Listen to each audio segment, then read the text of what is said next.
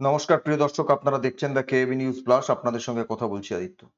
CPIM এর রাজ্য সদর দপ্তর আলিমুদ্দিন স্ট্রিটে আজকে বামফ্রন্টের প্রার্থীদের, অর্থাৎ যারা গত লোকসভা নির্বাচনে বামফ্রন্টের হয়ে প্রতিদ্বন্দ্বিতা করেছিলেন, তাদের একটা সভা ছিল এবং সেই সভায় বামেদের বারবার এই বিপর্যয়ের কারণ নিয়ে আলোচনা হয়। সেখানে উপস্থিত ছিলেন প্রাক্তন রাজ্য সম্পাদক ডক্টর সূর্যকান্ত মিশ্র, পলিট ব্যুরো সদস্য সূর্যকান্ত মিশ্র, মোহাম্মদ সেলিম, রামচন্দ্র ডোম এবং প্রার্থীরা তো সবাই ছিলেনই।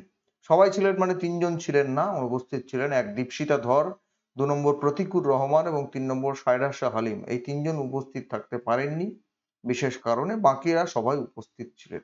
সেখানে বিভিন্ন গুরুত্বপূর্ণ বিষয় নিয়ে আলোচনা হয়, অনুপুঙ্খ আলোচনা হয় এবং সেখানে আলোচনায় যেসব গুরুত্বপূর্ণ বিষয়গুলো উঠে আসে তার মধ্যে প্রথম দিকেই যেটা উঠে এসেছে প্রায় সমস্ত প্রার্থীর বক্তব্যে, সেটা হচ্ছে এই যে তৃণমূল কংগ্রেস এবং বিজেপি এই বিবদমান যে দুটো শক্তি এবং যে বাইনারি কার্যত সেট হয়ে গেছে রাজ্য রাজনীতিতে, সেই জায়গায় দাঁড়িয়ে বামেরা কোথাও একটা নির্বাচনী বিশ্বাসযোগ্যতা হারিয়ে ফেলছে সাধারণ মানুষের কাছ থেকে।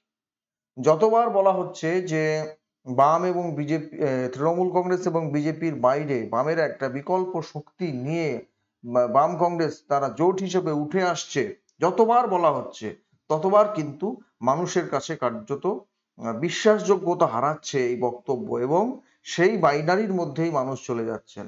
একটা অংশ হয় তৃণমূল, অপর অংশ হয় বিজেপি, বামেদের কার্যত কোনো জায়গা থাকছে না।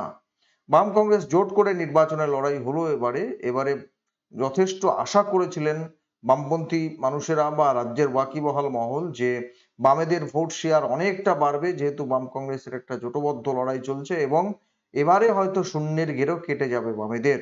অনেকেই আশা করেছিলেন যে বহরমপুর কেন্দ্রে অধীর রঞ্জন চৌধুরী নিশ্চিতভাবে জিতবেন এবং তার পাশের কেন্দ্র অর্থাৎ মুর্শিদাবাদ কেন্দ্র থেকে সিপিআইএম এর রাজ্য সম্পাদক মোহাম্মদ সেলিম তিনিও জয়যুক্ত হয়ে আসবেন। পাশাপাশি অধীর রঞ্জন চৌধুরী এবং মোহাম্মদ সেলিম দুটো কেন্দ্রে লড়াই করছেন, সুতরাং একটা জমজমাট লড়াই কংগ্রেস বামেদের হয়ে, বামেরা কংগ্রেসের হয়ে একটা ঐক্যবদ্ধ লড়াই দিয়ে তারা দুজনেই জিতে আসবেন। কিন্তু ঘটনাচক্রে দুজনেই পরাজিত হয়েছেন। অধীর রঞ্জন চৌধুরীও বেশ মার্জিনে পরাজিত হয়েছেন এবং মোহাম্মদ সেলিমও আবু তাহেরের কাছে যথেষ্ট বড় মার্জিনে অসম্মানজনক ভাবেই পরাজিত হয়েছেন।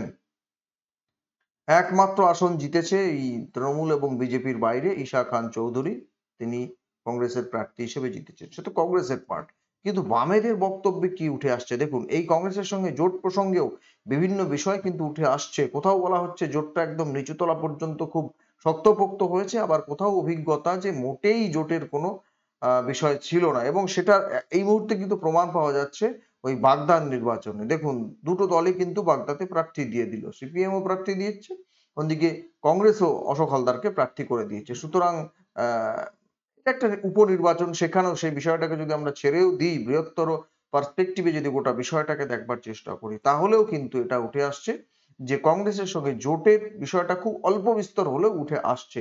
আর গুরুত্বপূর্ণ যে বিষয়টা উঠে আসছে সেটা হচ্ছে যে দেখুন, এবারের নির্বাচনে হেলিকপ্টার কিন্তু পাখির মতো ব্যবহার হয়েছে। তৃণমূল কংগ্রেস, আমি প্রতিবেদন করেছিলাম, দেশের মধ্যে সবচেয়ে বেশি 521 বার তারা কপ্টার ব্যবহার করেছে। তারপর বিজেপি রয়েছে, এ রাজ্যের ক্ষেত্রেও রয়েছে।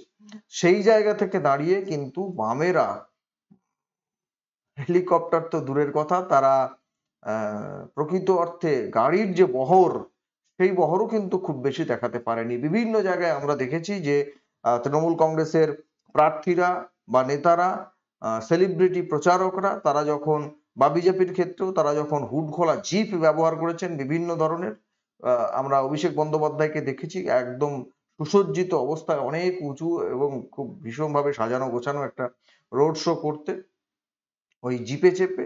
তখন বামেদের প্রার্থীদের অনেককে দেখা গেছে তারা টোটো, হুড খোলা টোটো, অর্থাৎ সেই টোটোর উপরে উঠে তারা প্রচার করছেন।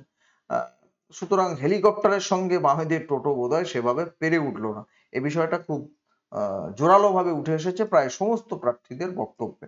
আরো যে গুরুত্বপূর্ণ বিষয়গুলো উঠে এসেছে সেটা হচ্ছে এই যে প্রচারের অন্যান্য সমস্ত সামগ্রী, ফ্লেক্স, ব্যানার, পোস্টার, হোর্ডিং থেকে শুরু করে সভা সমিতি সমস্ত বিষয়ে কিন্তু বামেদের অনেকটা অনেকটা পিছনে ফেলে এই দুটো দল, সবার আগে তৃণমূল নিঃসন্দেহে, কিন্তু বিজেপিও যথেষ্টই করেছে, তা হলেও বামেরা কিন্তু অনেক অনেক পিছনে, তৃতীয় শক্তি হিসেবে তাদের হিসেবের মধ্যে আনাই যাচ্ছে না বলে অনেকে মনে করছেন।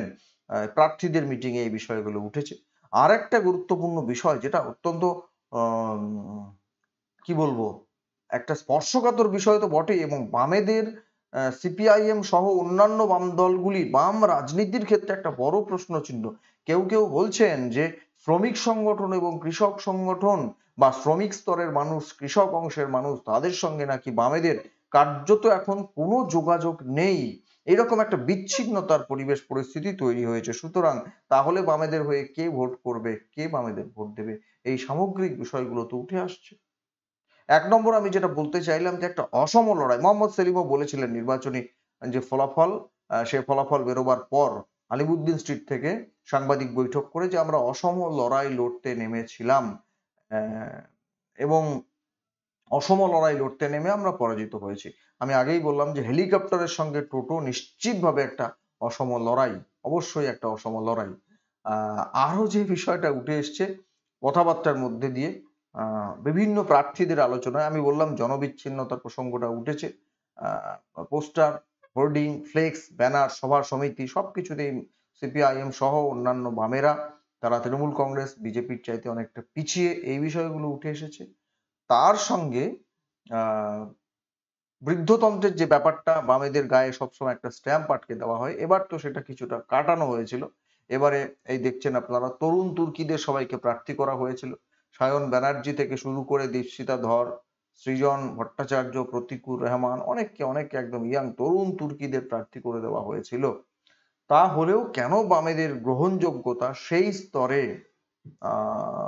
নিয়ে যাওয়া যাচ্ছে না, কেন ওই সামান্য নগণ্য বলার মতো নয় সেই পরিমাণ ভোট বাড়ছে, কিন্তু একটা তৃতীয় শক্তি হিসেবে নির্ণায়ক একটা জায়গাতে উঠে আসার ক্ষেত্রে, শূন্যের গেরো কাটাবার ক্ষেত্রে 34 বছর যে দলটা এই রাজ্য শাসন করলো সেই দলটা কেন কিচ্ছু করতে পারছে না, কেন সব বাধা কাটিয়ে অন্তত শূন্যের গেরো কাটাতে পারছে না, এই নিয়ে তো নিশ্চিতভাবে আহ আলোচনার দাবি রাখে। সেই আলোচনা হয়েছে, সেই আলোচনা হয়ে সেখান থেকে আবার হয়তো রেকটিফিকেশনের প্রশ্ন আসবে, আবার হয়তো সংশোধনের প্রশ্ন আসবে, কিন্তু সত্যি সত্যি সংশোধন কতটা করা যাবে, সংশোধন আদৌ করা যাবে কিনা, এ নিয়ে তো প্রশ্ন। কিন্তু দেখুন অনেকে বলেছেন, আমরা ব্যক্তিগত আলাপচারিতায় বুঝেছি যে কি তৃণমূল কি বিজেপি এই উভয় দলের যা প্রার্থী তালিকা, সেই প্রার্থী তালিকার তুলনায় বামেদের প্রার্থীরা অনেক বেশি যোগ্যতা সম্পন্ন ছিলেন, ব্যক্তি প্রার্থী হিসেবে অনেক বেশি যোগ্যতা সম্পন্ন ছিলেন, পরিচ্ছন্ন ভাবমূর্তির ছিলেন, এবং এরা সংসদে যেতে পারলে নিঃসন্দেহে নিঃসন্দেহে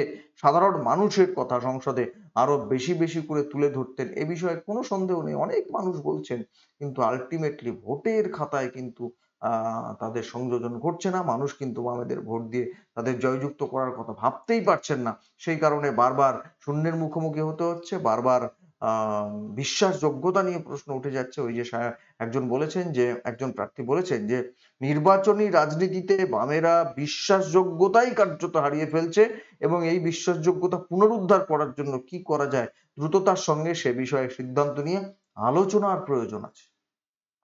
ভাবতে পারছেন 34 বছর একটা দল রাজ্যে শাসন করলো, সেই দল জনবিচ্ছিন্ন হতে হতে ভোট কমতে কমতে কমতে এমন একটা জায়গাতে চলে এসেছে যে কার্যত বিশ্বাসযোগ্যতা নিয়েই তো প্রশ্ন উঠে গেছে মানুষের।